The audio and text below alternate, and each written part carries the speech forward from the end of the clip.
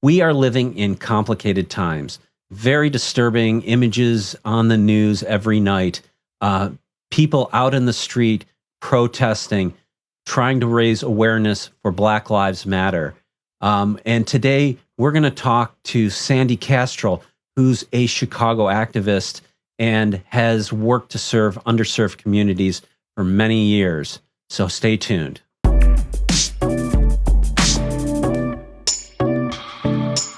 Welcome back to another Future Tech video podcast. Today, we have with us Sandee Kastrul. I've known Sandee since 2000 when I was first introduced to I.c.stars. Sandee is a force of nature, and she seems to be at the center of tech in Chicago and around the country as she expands into new markets. Sandee Kastrul is president and co-founder of I.c.stars, an innovative, nonprofit leadership and technology training program founded in 1999 to prepare inner-city adults for technology careers and community leadership. Sandee has been an educator, an activist, a diversity trainer, an educational consultant, and a performing artist. For the past 20 years, she has been training people from underserved communities to be technology leaders. Welcome, Sandee.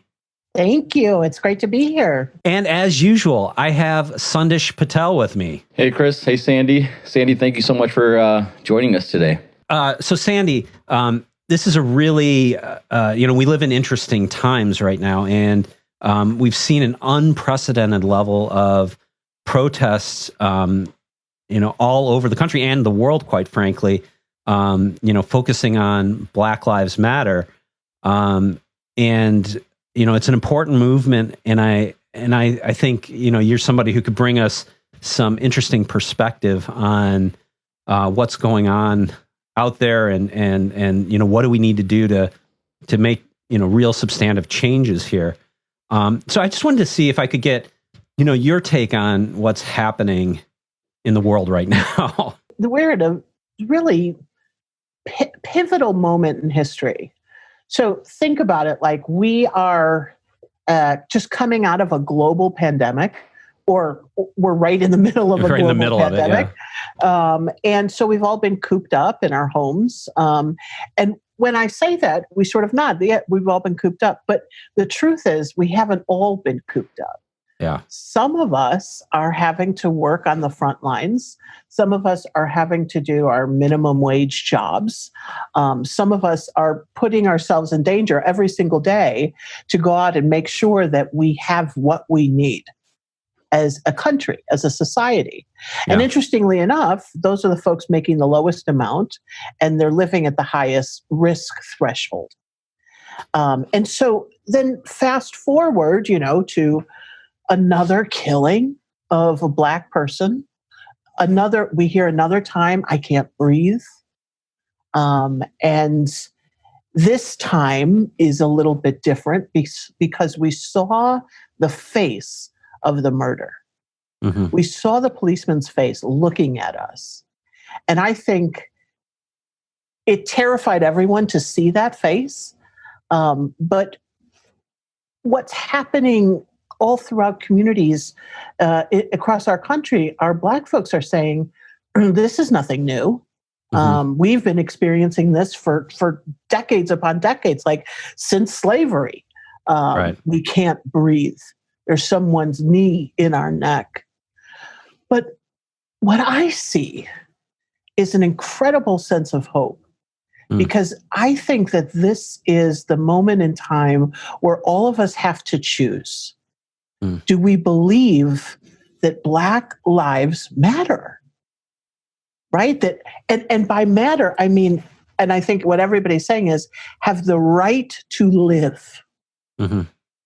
Do we have the right to live? And by golly, if that isn't answered yes, I don't know who these monsters are who say no. And so, and there we are. And so things are changing, like everybody's standing up for it, even in a pandemic, and saying things have got to change. And we're seeing multi-generation, racial, everybody kind of standing up in this moment in time to say yes. So the thing you say, this time seems different, right? And I feel like we have seen video of, the police, and, we've been up close before to, like Laquan McDonald and all those. I feel like we see, these things happen and we have a moment of outrage. But this one, I agree with you, does seem to have a different tone to it. And I think, maybe everything's kind of come to a head here. But I think one of the things that's different about this, from the perspective of sort of a white suburban male here, right, is the incredible brutality which these protests were met with. And to me, it makes me feel really bad because I didn't realize how bad it was. I being aware of things, I knew there was a lot wrong, but all of a sudden, now we're seeing images of, it's not just, a few bad apples, it's hundreds, it's whole units of police force that are coming in and hitting people with pepper sprays and knocking them down and beating them with batons. I mean, it was really, really eye-opening for me. And I feel sort of embarrassed to even admit that was eye-opening when it probably should have been something I knew. But, you feel like maybe that's a little bit of the difference there too? Yeah. But we also know that Black families everywhere give their Black children the talk. And part of that talk is how to deal with the police. Yeah. And so we're growing up in an environment where we don't have any belief that the police are here to protect us. The police are someone to be feared. Yeah. But what's happening now, though, is that we are seeing it firsthand. So to your point, I think we've always been fed the narrative that there are a few bad apples. And unfortunately, this is happening and this is happening. And then we back up and say, well, what was that person doing to deserve it? And then we make it all about the victim. And again, I think this time we saw the face. We saw that look directly into the camera and it terrified us. The other thing that I believe is different is, years ago, I heard Jimmy Carter give a talk about sex trafficking. Mm-hmm. And he came, and it was a TED talk, and it was a curated session of all women CEOs and VCs. And we were the entire audience. There were a lot of great speakers. And Jimmy Carter was the only man speaking that day. And he got up in front of everyone and he said, I want you to go home and tell your husbands that they need to care about sex trafficking. And we all were just like, what? Like our heads blew back. Like, how in the world is he going to tell us to get our husbands to care? Yeah. And so we were outraged, what is this? And then he substantiated it by saying, look, women are 50% of the population. And until we get men to care about sex trafficking, it will be a woman's issue. Mm-hmm. And it'll never go beyond that. Yeah. It's not until we all care that something changes. Yeah. And that's, I think, what's happening now. I think it went beyond being a Black issue or a Black movement to it being like all of us. Yeah. We are standing in the center of care. And even those people who, I don't know, are disagreeing or think that Black lives don't matter, they're stepping into a place of care as well. Mm-hmm. Whether they're opposed to it or not, it is everybody cares right now. Yeah. Well, and I think that's a really interesting point because, we've made this a Black issue, but this is a white problem, right? Yeah. Unless white people get on board to solve this problem, it's not going to get solved, right? We are the source of the problem. So yeah, that's an incredibly powerful perspective that Jimmy Carter had on that. So how do we move forward from here? I know you obviously have a lot of great ideas about how to change society because you've been doing it for quite some time. What do you think is the path forward here? Well, I think as business people, there are three things. I think it means hiring Black people. and just so simply put, hiring Black folks. Hiring Black folks at all levels within your organization. So not just entry level, absolutely entry level, but then managers, and then leadership in the boardroom. That until we're seeing Black people in roles across the organization, we can't have equality. And then I think the second thing is to develop all of our people. So ERG groups are great and all of these things. We have to invest in the development of people, in training, whether that is hard skills training, whether it's diversity training, leadership development, but bring back that blueprint where we're investing in our people's growth because it makes all of us better. And then the third thing is investing in Black businesses and Black talent, like all of those ways that we're saying, I see you and I see how this investment is good for our business. I think that in terms of the bigger picture, like what can we all do in our society as members, as white people, I'll tell you honestly, I think what you can do is talk about it. Is talk about it and educate folks when you hear something wrong, and that it's time for a re-education. And by this I mean that, as people of color, we have to learn the unwritten rules of the dominant culture. We have to do that not only to survive but to thrive. Like as soon as we can figure out what those rules are and we can participate in a system. And that what that does is it makes us resilient. It makes us great decoders. And it also made us have to understand how you think as white people and what your rules are and what you value, what you don't value, what you like, what you dislike, all of these things. The hard thing is that you've never had to do that. Right. So as white people, it means that understanding your privilege is having to learn about what you don't need to know. And that's really hard. Like that's what privilege is that it's the freedom to move about with only looking at one perspective. Yeah. And here's what we know. One perspective in business means you fail.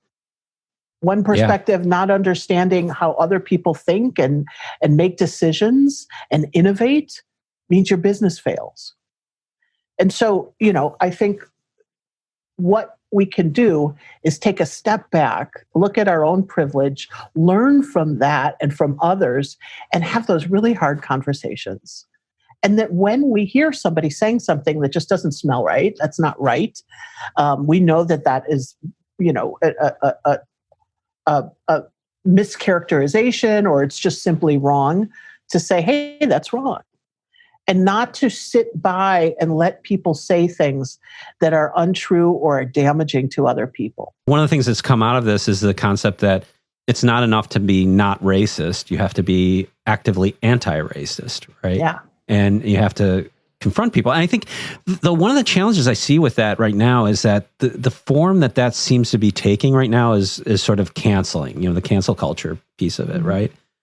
And I worry about the longevity of that, like how long that kind of perspective can go on without, the message getting lost somehow in there. I think this is sort of, it's not a sprint. It's sort of a marathon here. Yeah. And I just worry about that just sort of getting lost somewhere along the way. Yeah, that's such a good point. So the metaphor that I used when we were talking to the I.c.stars folks was that we are in a global pandemic right now and the whole world is grounded. We've all been grounded, just like we were grounded as kids. You go to your room, we are sitting in our rooms and we're pissed.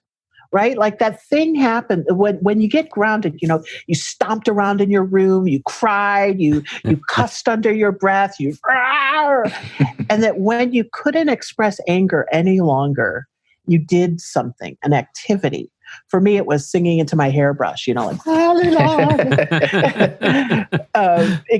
but we all had that activity, that one thing that we did. Maybe it was playing our video game, but that activity reminded us of who we are.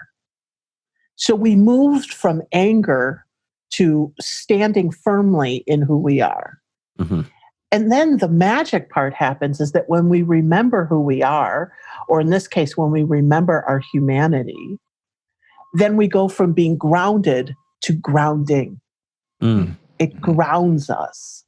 And so we have this incredible opportunity right now as a planet to be grounded. We are eating dinner with our families. We are remembering who we are. We are putting up with our kids. We are going back to our funny things that are our hobbies. Like there was never enough time. We never saw our partners. And now all of a sudden, not only do we see them, we're living with them. Yeah. And it's changing our whole perspective. And it's grounding us in who we are. And so that when we show up again to be citizens of this planet, we're showing up differently. And just to prove how smart this is that Shakespeare wrote King Lear under quarantine. Some would argue his best writing ever happened in that grounding. Yeah, well, and Sir Isaac Newton came up with calculus while he was in quarantine.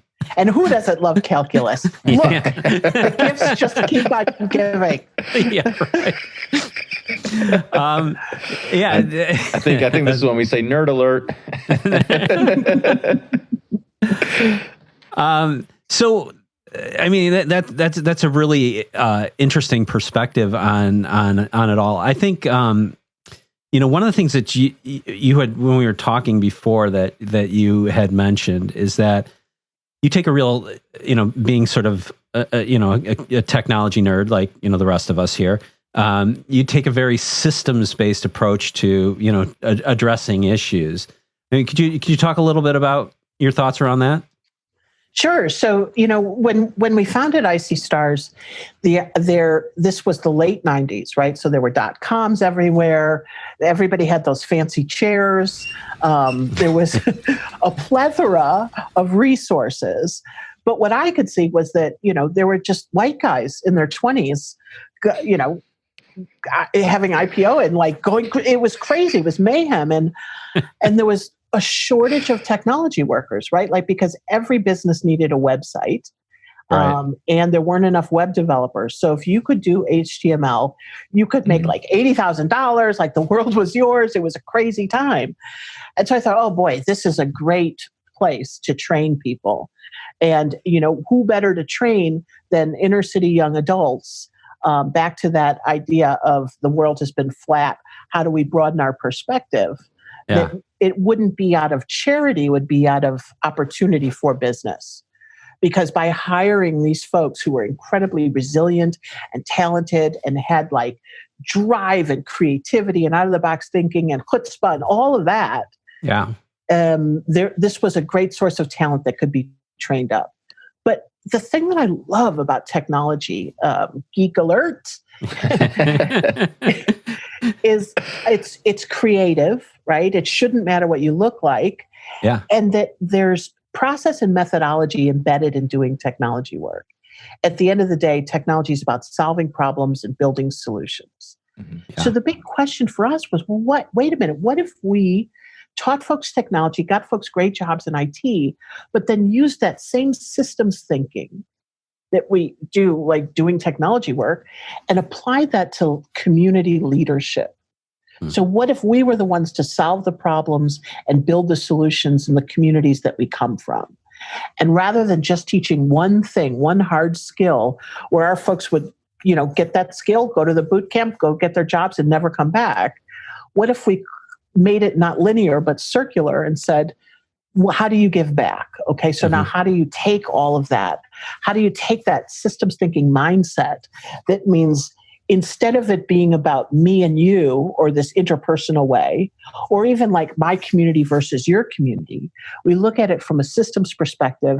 Where's the system broken and how can we fix it? And that's something that you learn doing technology because that's what it is, right? Like it's building systems. Yeah, well, there's a lot there. One of the things I think that's interesting about this time too is that we've had this big uptick in work from home, right? And do you feel like this is that's going to change the dynamic a little bit because they're not sort of location restricted anymore? It's a good question, and so I think there's almost two answers to this. One is the answer to now, and the answer to later. Uh-huh. And so right now, here's what I'm seeing.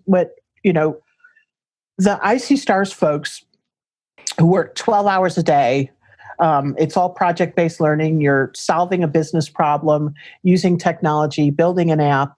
And for the first time, they have the ability to work from home. Mm-hmm. So what we're seeing is that people are working in their homes and their families are like, what are you doing in your room for 12 hours? That whole piece. But then the hard part is that there's all this guilt because they're watching their family go out to work every day and putting themselves at risk by being in the world. And God forbid they do come back with the virus, there's all of this mayhem that happens when you live in a place that doesn't have the proper way to isolate or socially distance yourself from other people. And so it's a bit of a mess. And it's a bit of an emotional mess of, I feel guilty that I can do this, that I'm afforded this luxury of being able to work at home while my family does not have it.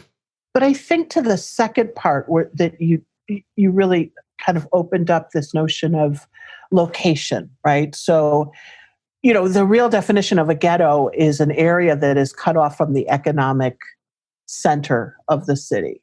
Yeah. And so sometimes we say, well, gosh, I.c.stars is in downtown Chicago or downtown Milwaukee or downtown Columbus, and it's hard for people to get there from the community. Mm-hmm. Why don't you just locate yourself in the community?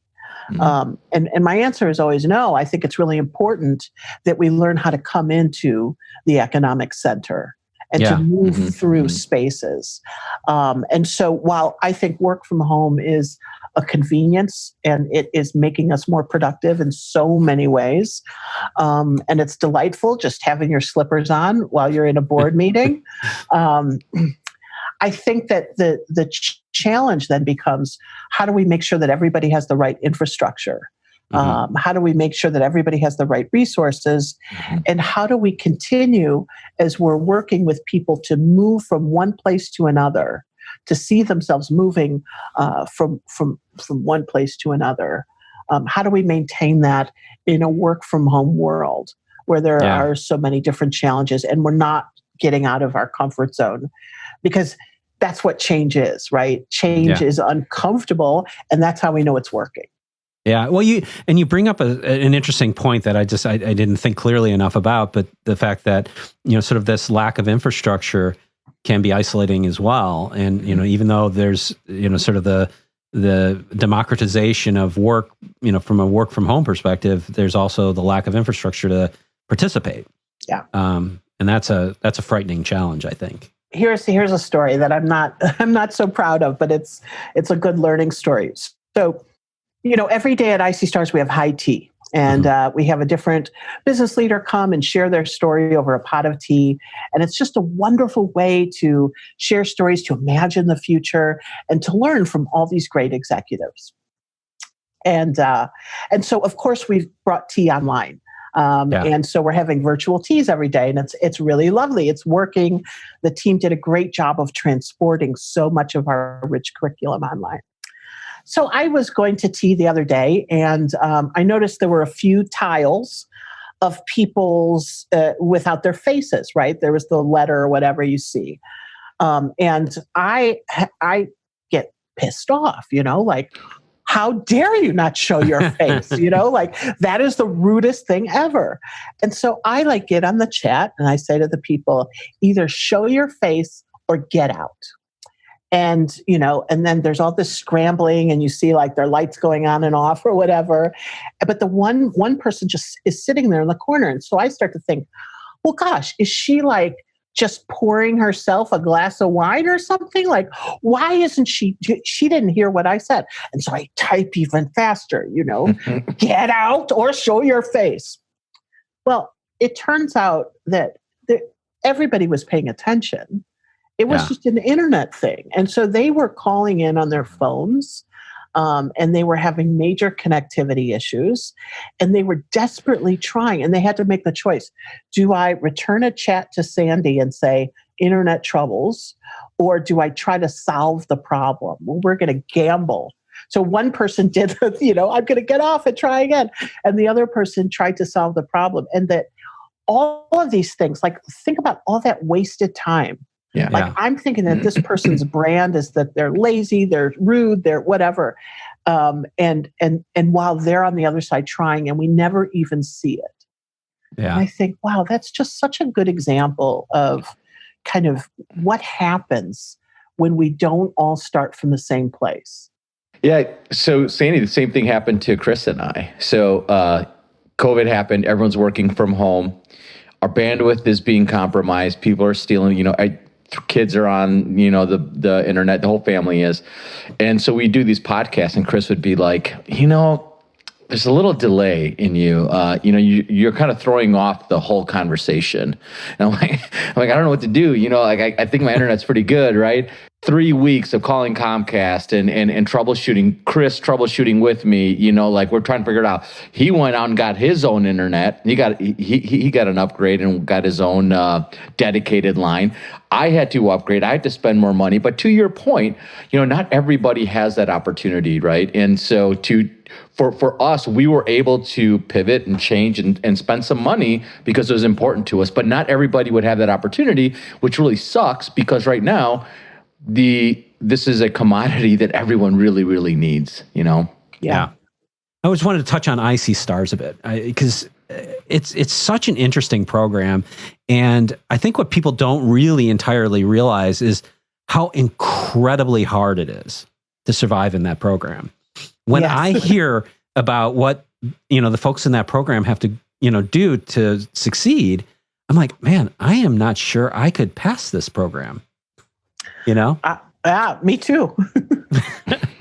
Yeah, I mean, you have a very high standard, and you really put people's feet to the fire and produce some great results. If you want to talk about the program a bit, I would first start by saying the reason why it's so hard is that our fundamental belief is that the more adversity you've faced in your life, the more resilient you are.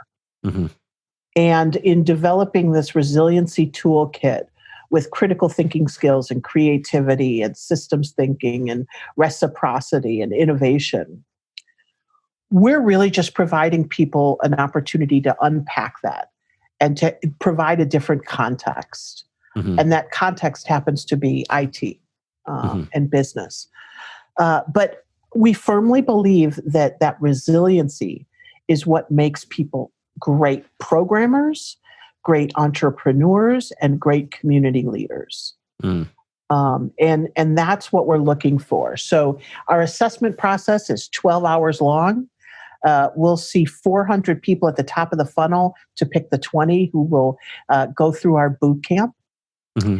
And we're super strict. Like you can't be late or absent or you're fired. Some of my best friends are educators as well. And they're like, Sandee, are you crazy? What if you miss the bus? What if the train falls off the tracks? What if somebody, God forbid, dies? All of this. And I'm saying, well, then we have to be there for our life. But we're also, by saying this, we're giving people a strategy to how to show up. Uh-huh. And moreover, it sheds a light on the things in our life that are preventing us from being present.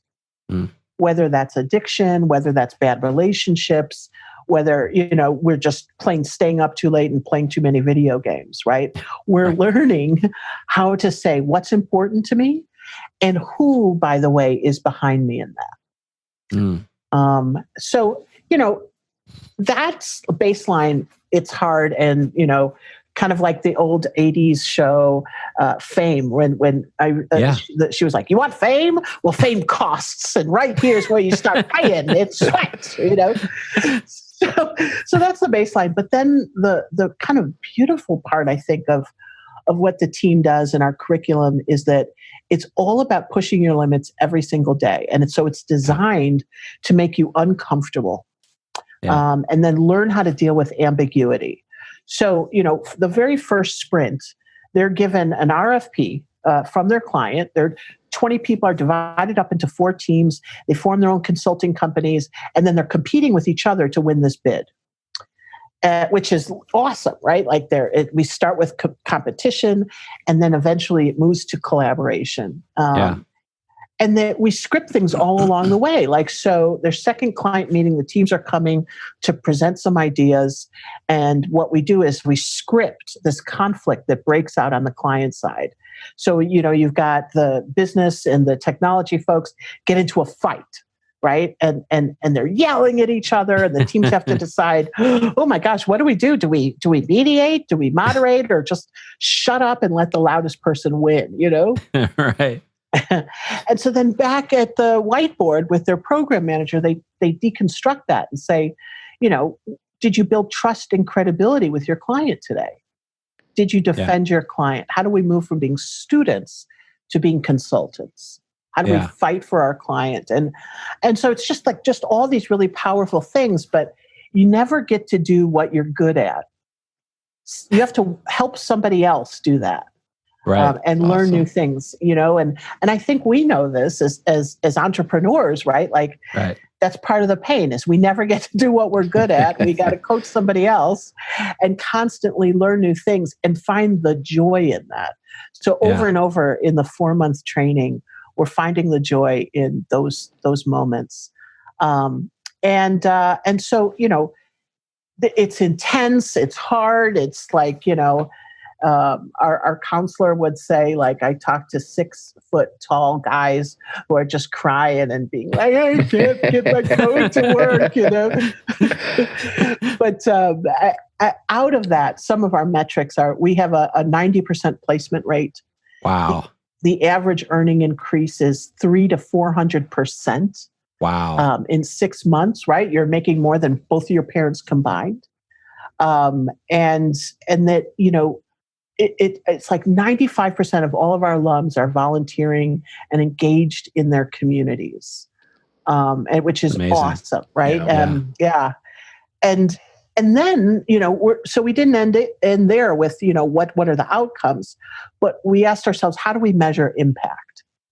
And so one of our measures is home ownership, and so not only are we looking at how many people go from receiving assistance to now becoming homeowners, but where are they buying those homes? So what if we determine success not by getting out of the hood, but by investing back in? And so I'm really proud to say that we have over 70 homeowners in our alumni association, just in Chicago. Awesome.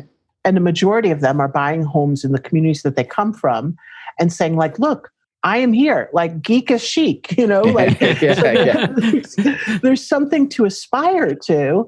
And oh, by the way, I'm going to volunteer. I'm going to teach a class. I'm going to set up a lab. I'm going to do things for the community instead of robbing the community of, all the resources that I give. And then the other metric, which I think is super cool, is 58 businesses have been started in our alumni group. Wow. Oh, wow.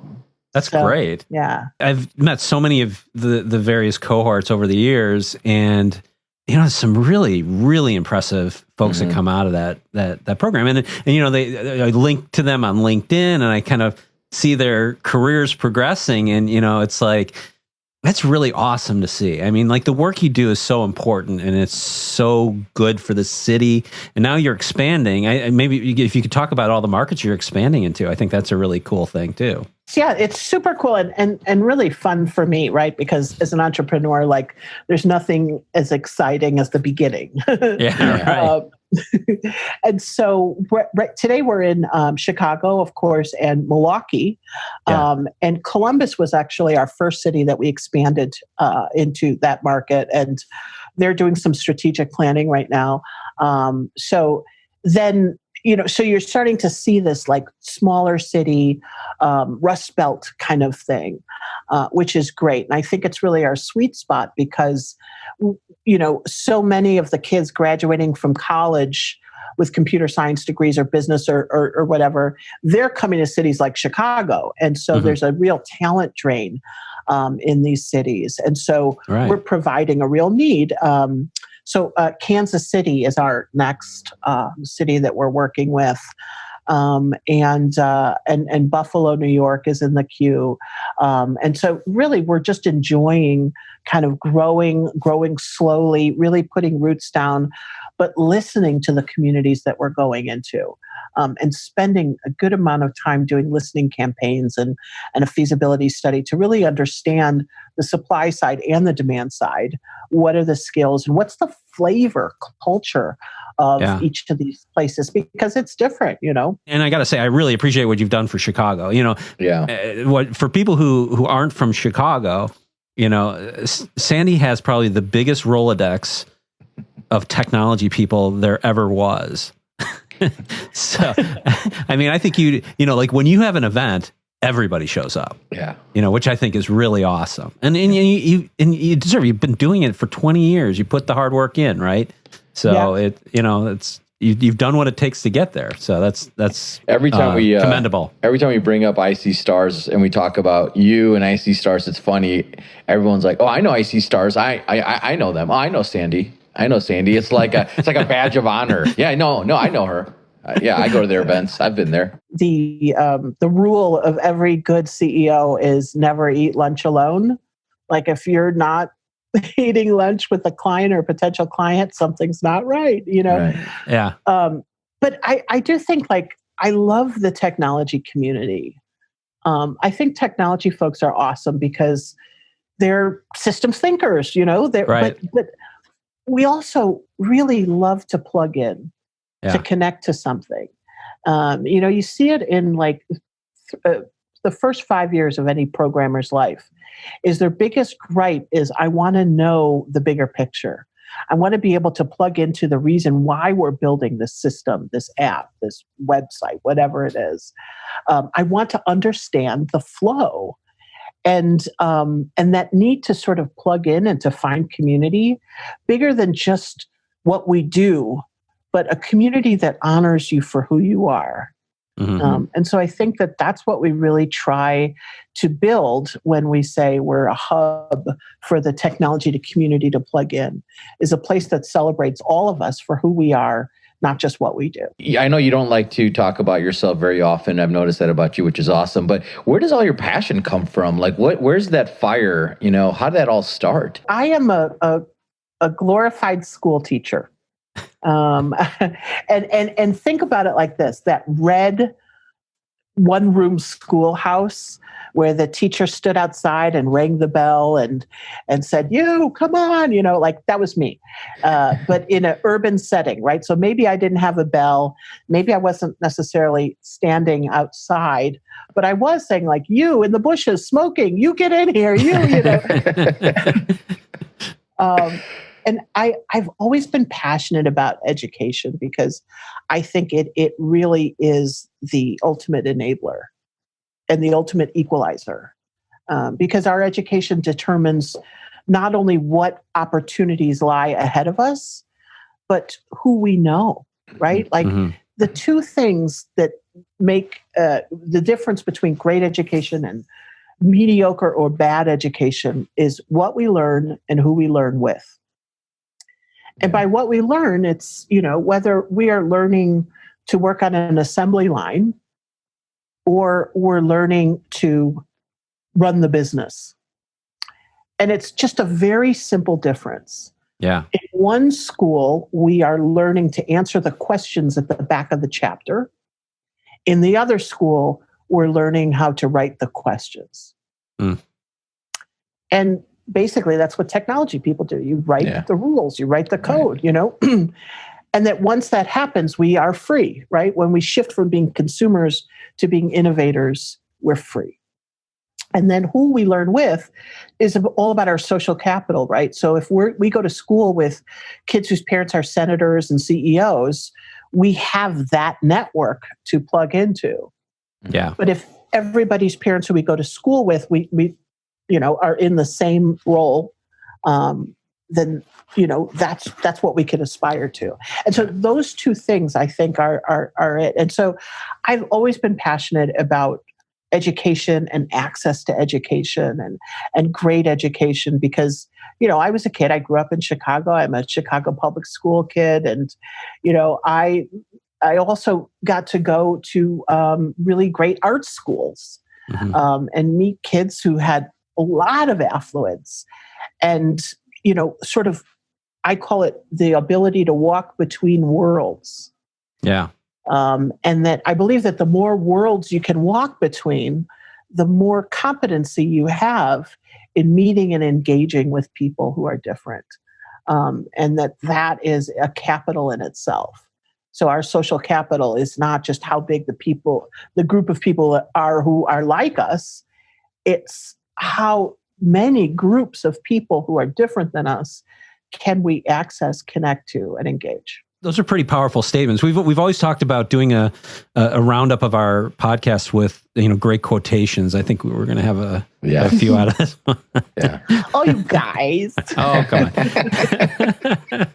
No, but I man, what you talk about in terms of like your social network and how to expand beyond your sort of limited social network into a broader and more connected social network. That is so powerful. And I think, that's a piece of privilege that people don't always see. People who live in, more affluent areas and go to, more affluent schools and things like that, their friends go on to be successful because, it's sort of predetermined, by their wealth. And, people don't understand how much that changes their lives. Yeah. And how limiting it is for other people who don't have access to those things. Totally. Yeah. So Sandee, so what comes next? I mean, both for you and for the world. What do you see is on the horizon here? Well, kind of going back to the start of our conversation, like I think we really are right on the line of change. And so how we engage in that change, how we foster that change, how we embrace it is up to us. Mm-hmm. And so I personally am embracing it and stepping into the future with armed with systems thinking, with a killer network, and a lot of passion. Yeah, like I am more fueled, I think, than I've ever been. That's and awesome. Don't get me wrong, like I'm exhausted. This is exhausting and crazy. But I mean, it's the possibility of what's on the other side of this very sticky time. Yeah. So I think, for I.c.stars, we'll grow into new cities, but we're also going to grow our depth. So like in Chicago, how do we create a program that gets people ready to do I.c.stars? Mm-hmm. How do we expand the pipeline? And how do we serve more folks? To your point, Chris, I think that's what's next. And I brought with a little a summary of. We had an all hands on meeting with our interns, and I was hoping I could share it with you, just to kind of love it. Yeah. What they see or what they feel. And this was right after George Floyd's death. And we just kind of took a pulse of how are you feeling? Where are you with this? And here's what we got. We want to know what's next. If we were to move, where would we go? We're frustrated and can still give support. We need a leader and we need to stand together. We are the leaders we're looking for. Everybody's a criminal now. It's getting out of hand. We are ready. We need unity. I will lend my voice. I will voice my life. We were looted. How did we get here? We're the product of what has happened. Are we not doing all the things that we've been asked to do? We're feeling as if we can never do enough. Mm. We are products of a system versus the system itself. We're losing friends who tell us to stay quiet. We saw looting and then people giving those things away. We saw the system giving our lives away. The government is not outside of us, it's inside of us. This is the shock. And now we need some awe. We're all human beings. This is our moment in history. This is global. And a lack of hope is a strategy. We are growing. There is a crisis of COVID. There's also a crisis of people being slaughtered. We are sad but insightful. We are Black and we are struggling. The murderers struggle for feeling less than. And we lack hope. You are we. You are we. You are we. And the hope needs you. Wow. It's pretty heavy. Love it. I know, right? Like, it's great. It's just a, how are you feeling? Just a, all of those things coming out. And there's so many things that say to me, wow, like you really are the future leaders. Mm-hmm. That it's both sides of this. And so that really just, gave me goosebumps and knocked my socks off. I thought I'd share it with you guys. Yeah, me too. That's awesome. I really appreciate it. And, Sandee, I got to say, thank you so much. I'm so glad we could get you on here. We had you slated to participate in our Emerge conference in April that unfortunately was, put down by COVID-19, a casualty of COVID-19, like so many other things. And so I'm just glad we got an opportunity to get your story out and help promote I.c.stars a bit. And I'm just so thankful you could join us today. Well, thank you. This was a blast. You guys are awesome. And we will emerge. We will emerge. We will. Congratulations on 20 years of mattering. Thank you. It's been an incredible ride, and I remember you, from back in the early days, and some of the great things you were doing then. So thank you for what you've done for the city. Thank you for what you do for everyone, and appreciate you being on. Thanks, guys. Thank you. If you like what you saw, hit that like button. Click on that subscribe button. That helps me a ton. And if you want to get notified when we post more content, click on that bell icon. And I will see you in the next video.